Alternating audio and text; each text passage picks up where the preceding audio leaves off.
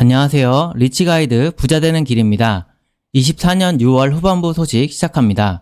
자동차 부문부터 시작해서 에너지, FSD, 기타 순으로 말씀드리겠습니다. 이탈리아 정부에서 6월에 전기차에 보조금을 준다고 했더니 판매량이 폭증했습니다. 왼쪽 그래프는 이탈리아에서 매달 판매량을 나타낸 것인데요. 6월에 우뚝 솟았습니다. 그래서 지금 6월에는 이탈리아가 유럽 내에서 테슬라 차량이 가장 많이 팔리는 나라가 될 것 같다는 긍정적인 뉴스가 있었습니다. 또 매우 중요한 소식이 있었는데요. 바로 모델3 롱레인지가 미국 정부의 보조금을 받게 되었다는 소식입니다. 거기에 테슬라는 모델3 롱레인지 가격을 $250 인하함으로써 심리적 가격대인 $40,000 아래로 차량 가격을 낮췄습니다. 마진에는 좋지는 않겠지만 판매량 증가로 인한 효과를 보고자 하는 전략으로 보입니다.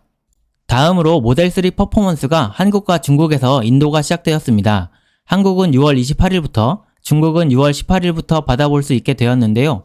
인도량에 매우 긍정적인 흐름이 예상됩니다. 실제로 인도가 시작된 주인 6월 17일에서 23일에 중국 내수 판매량이 17,500대로 연중 최고 판매 대수를 달성했습니다. 우측 그래프를 보면 보라색이 갑자기 확 올라갔죠. 작년에 어느 분기와 비교해도 손색 없는 판매량입니다. 갑작스런 판매량 증가에 따라 테슬라 차이나는 영업 직원을 재고용하고 있습니다. 판매할 직원이 부족해서 그런 것이기 때문에 매우 긍정적입니다. 7월 2일 인도량 관련해서 예상치를 보자면요. 바클레이즈 투자기관에서는 41만 5천 대를 예상하고 있고 RBC에서는 41만 대를 보고 있습니다. 월가의 컨센서스는 점점 낮춰져서 대략 42만 대를 보고 있는 것 같습니다.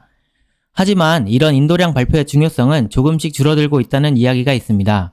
3분기부터는 실적이 개선될 것이기도 하고 8월 8일 로보택시 이벤트로 투자자들의 초점이 옮겨지고 있기 때문입니다. 저도 이에 동의하는 바입니다. 테슬라는 8월에 LG 에너지 솔루션으로부터 4680 배터리를 받기로 했었는데 그것이 계획대로 진행되고 있다고 합니다. 그리고 사이버 트럭 판매량은 미국에서 가장 많이 팔리는 포드의 F150 픽업 트럭을 능가할 것으로 보이는데요. LG 엔솔의 배터리를 받고 이후 파나소닉의 배터리도 받게 되면 램프업은 순조롭게 될 것이고 연말 목표인 주당 2,500대 생산에 이르를 수 있을 것으로 보입니다. 현재는 사이버 트럭이 EPS를 깎아먹는 중이지만 램프업이 성공적으로 된다면 이제는 EPS 상승에 기여하는 차량이 되겠죠. 긍정적인 미래가 펼쳐질 겁니다. 골드만삭스는 테슬라에 대한 보고서를 냈는데요. 테슬라가 목표한 비용 절감을 달성할 시에는 미국에서 모델 Y가 $40,000 미만, 중국에서는 $30,000 미만의 가격까지 낮출 수 있을 것이라고 전망했습니다. 그렇게 되면 진짜 $25,000짜리 흔히들 말하는 모델2가 나오기 전에 그에 근접하는 가격대가 되는 것이 되겠죠. 골드만삭스는 신차 3가지에 대해서 모델3 소형 버전, 모델 Y 대형이나 밴, 로보택시라고 예상했습니다. 만약 8월 8일에 이 3가지 차량이 공개가 된다면 당장 실적 개선은 안 되더라도 주가 모멘텀에는 도움이 될 것이라고 생각합니다. 이런 테슬라는 원가 경쟁력이 매우 뛰어나다고 뱅크 오브 아메리카가 말했는데요. 다른 전기차 회사보다 $17,000 저렴하다고 합니다. 그렇기 때문에 전기차로 순수익을 내는 회사일 수 있는 것이죠. 이번 달에 전기차 스타트업인 피스커가 파산 신청을 했는데 이런 걸 보면 역시나 전기차로 수익 내는 것이 쉽지 않습니다. 그래서 테슬라가 대단한 기업이죠. 자, 이제 에너지, FSD, 기타 소식들 보겠습니다. 에너지 부문은 이번 달에 파워월이 돋보이는데요. 가정용 배터리인 파워월3가 옥토퍼스 에너지라는 회사와 협력해서 영국과 스페인으로 진출한다고 합니다. 신규 시장에 진출한 것인데 그것도 다른 회사의 도움을 받는 것이기 때문에 판매 속도가 더 빠를 것으로 보여집니다. 또한 독일에도 진출했는데요. 2024년의 파워월3를 정리해보자면 2월에 출시했고 5월에 텍사스 거주자는 월 요금이나 1년치 요금을 납부하면 집에서 파워월로 전기차 충전을 무제한 할 수 있게 되었습니다. 나중에 미국 전역으로 확대될 여지가 있는 것이죠. 그럼 테슬라 수입은 고정적으로 확보되겠죠.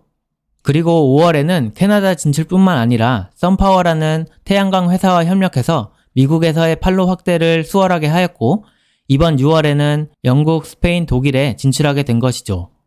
메가팩이 물론 가장 중요하지만 파워월도 기대가 됩니다. FSD 중국 진출과 관련해서는요.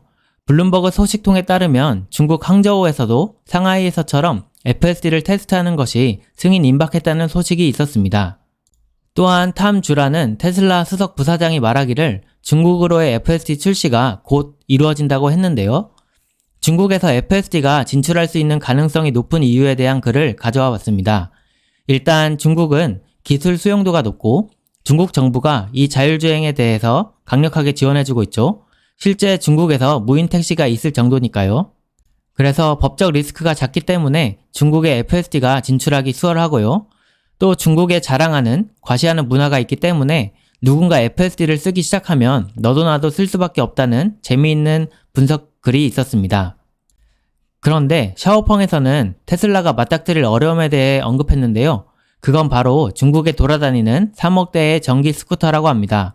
스쿠터는 자동차처럼 차선을 지키면서 움직이지 않고 갑자기 쑥 나타나기도 하죠. 그게 가장 큰 난관일 것이라고 지적했는데요. 테슬라는 과연 잘 헤쳐나갈 수 있을지 지켜보면 재밌을 것 같네요. 잘 해낼 수 있을 거라고 봅니다. 그럼 과연 언제 중국에 FSD가 진출할까에 대해 생각해 봤는데요. 5월 소식에서 테슬라의 중국에서의 자율주행 데이터는 미국으로 반출할 수 없기 때문에 데이터 센터를 구축해야 한다고 했었죠. 일단 8월 8일 로보택시 이벤트 때 발표를 할 것으로 생각하지만 적어도 데이터 센터를 중국에 구축한 이후에 FSD가 진출하지 않을까 싶습니다. 해당 데이터 센터에서 자율주행 훈련을 해야 하니까요.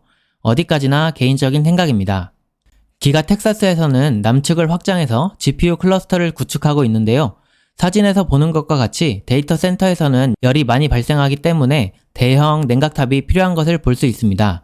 사진을 보니 공사가 잘 진행되고 있는 것 같습니다. 다음으로 AI5라고 하는 과거로 치면 하드웨어 5가 25년 하반기에 공개될 것이라고 합니다.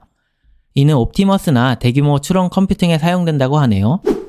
기타 소식입니다. 리막이라고 하는 전기 하이퍼카 제조사가 있는데요. 베른이라는 로보택시 프로토타입을 공개했습니다. 외형은 오른쪽 그림과 같이 생겼는데요. 2026년에 개시한다고 합니다. 이 차량은 테슬라의 FSD처럼 엔드-투-엔드 방식을 따르지 않고 모비라이 기술을 사용하여 라이다 방식을 따르는 것으로 보이는데요. 내부를 보시면 이렇게 넓고 2인승인 것을 볼 수 있죠. 큰 패드가 있어서 재밌는 컨텐츠를 즐길 수도 있지 않을까 싶습니다. 테슬라의 로보택시도 이와 유사하게 만들어지지 않을까 싶습니다. 물론 이 리막이라는 곳이 진짜 2026년에 로보택시를 가동할 수 있을지는 의문이긴 합니다만 로보택시 관련 규제 등을 미리 뚫어준다면 테슬라에겐 매우 고마운 상황이 되겠죠. 다음으로 올해 내에 머스크가 마스터 플랜 4를 공개한다고 했습니다. 다음 플랜에는 옵티머스와 로보택시가 메인을 이루겠죠. 스티펠이라는 기관에서는 테슬라의 목표가를 $265로 제시했는데요.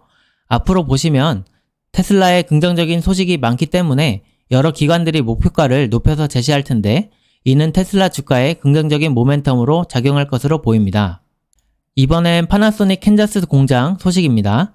파나소닉은 25년 봄부터 2170 배터리를 생산할 계획이고 이는 테슬라에게 공급될 것입니다. 2170 배터리가 공급되면 테슬라는 미국 정부로부터 보조금을 받게 되겠죠. 현재 못 받고 있는 모델들도요. 6월 26일에는 FSD 버전 12.4.2가 내부 테스트를 하고 있고 안전에 문제가 없는지를 보고 있습니다. 별 문제가 없다면 릴리즈 되겠죠. 다음으로 폭스바겐이 리비안에게 30억 달러까지 투자하겠다는 소식이 전해졌는데요. 소프트웨어를 강화하기 위함이라고 합니다. 이 투자를 통해 리비안은 파산 위기로부터 약간 생명을 연장했습니다. 그런데 저렇게 소프트웨어를 투자하는 것도 좋지만 그 자금으로 FSD를 라이센싱하는 건 어땠을까 하는 생각을 해봤습니다. 이제 벤츠에서 나오는 전기차도 테슬라의 슈퍼차저를 이용할 수 있게 되었다는 소식입니다. 올해는 테슬라의 슈퍼차저 팀이 해고되는 등 우여곡절이 많았지만 내년부터는 슈퍼차저의 확장이 가속화될 것이라고 봅니다. 많은 타 브랜드의 전기차들이 테슬라의 슈퍼차저를 이용하면 슈퍼차저 수익성이 높아지기 때문이죠. 기가 베를린에 폭탄이 발견되어 직원들이 잠시 대피했었다고 합니다. 이런 테러는 없었으면 하네요. 올해 유럽에서 테슬라는 운이 참 안 따라주는 것 같습니다. 다음으로 중국 유후와 그룹과 장기적인 리튬 공급 계약을 체결했습니다. 이는 기가 상하이의 생산 목표 달성에 도움이 되고 공급망 다각화에도 도움이 되겠습니다. 마지막으로 테슬라 자체적으로 리튬 정제소를 짓고 있는데요. 올해 생산 예정일 것으로 보입니다. 네, 여기까지 준비해봤고요. 끝까지 영상 시청해주셔서 감사합니다.